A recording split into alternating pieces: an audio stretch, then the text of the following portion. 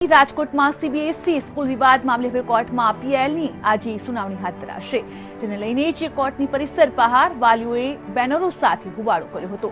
જોકે વાલીઓમાં શાળા સંચાલકો સામે ઉગ્ર રોષ જોવા મળ્યો. ઉલ્લેખનીય છે કે માન્યતા વિના જ શાળા ચલાવવા બદલ 5 શાળા સંચાલકોની ધરપકડ કરવામાં આવી હતી. તો ધરપકડ બાદ શાળા સંચાલકોને 1 કલાકમાં મુક્ત કરાયા હતા અને આ શાળા સંચાલકોને મુક્ત કરાતા વાલીઓએ પણ પીઆઈએલમાં અરજી કરી હતી. શાળા સંચાલકોની આગોતરા જમીનની અરજી રદ કરવાની માંગ સાથે જ વાલીઓએ પણ હોબાળો મચાવ્યો હતો.